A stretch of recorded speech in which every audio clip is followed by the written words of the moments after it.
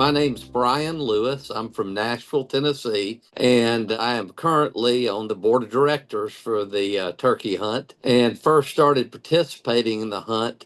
I'm wanting to say around 96 to 97, so I might be close to coming upon my 30-year anniversary. My earliest memory, I've got a little background. I referred to as the Nashville connection. We had Jeanette Rudy, Ray Bell, and Lieutenant Glenn Yates.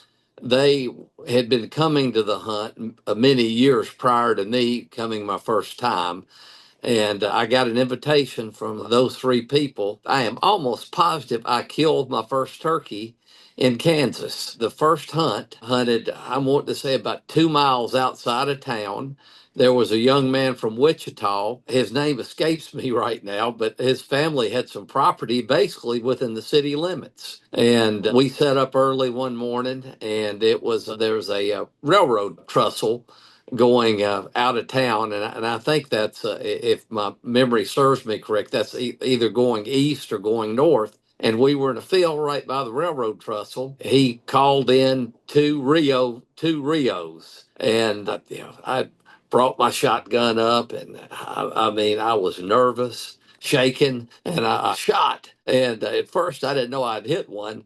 And sure enough, I had dropped a beautiful Rio. He might have had a 6-inch beard at the best and nubs for spurs, but that was my first turkey I had ever killed. And I killed it in Kansas on my first hunt. I have been hunting with Dave Cornish. It's my understanding, I think Dave Cornish was there from the very beginning when Governor Hayden and Senator Frank Gaines, I think, basically had the idea to start the hunt. And Dave was one of the first guides. 6 years ago, 6 to 8 years ago, I won the hunt, was the Top Gun.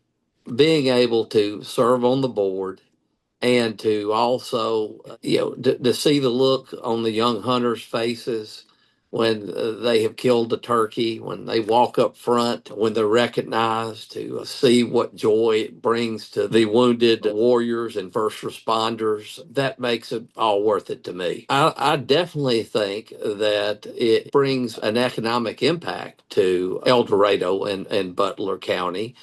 I think it is an economic benefit, sheds a good light on El Dorado. I've come to know a ton of people throughout the hunt. Miss Rudy was a dear friend of mine here in Nashville. A big part of Rudy's Farms Country Sausage, which was, I think, subsequently bought out by Sarah Lee. Miss Rudy was a big benefactor to the hunt and also a big benefactor to El Dorado.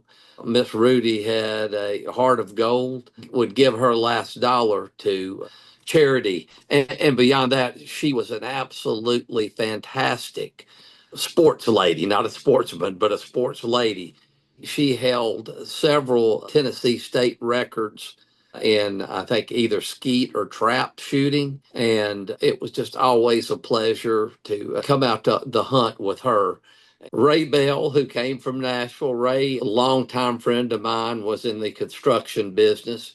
Ray was always very prominent, very outspoken. He loved hunting. Ray here in Tennessee was a TWRA, Tennessee Wildlife Resources Commissioner, and it was just always fun to be with Ray out there. And I'm going back to when the hunt was hosted in the what used to be the Red Coach Inn. At night, another hunt participant, Matt Raymond, would set up a bar in his room and everybody would get in there and socialize, sing. Certain people would bring guitars and just the fellowship that's had during the course of the hunt. And Ray, being Ray Bell, being the character he was, some of the things he said, him singing, that just sticks out in my mind. Becky, who has been a big part of the hunt. Darren, who is on the board, gotten to know Darren and spend time with him, not only around the hunt but coming out there at other times and visiting friends. Dave Cornish is the same way. Have just developed a close knit group of friends out there that I love coming to El Dorado and visiting whenever I can.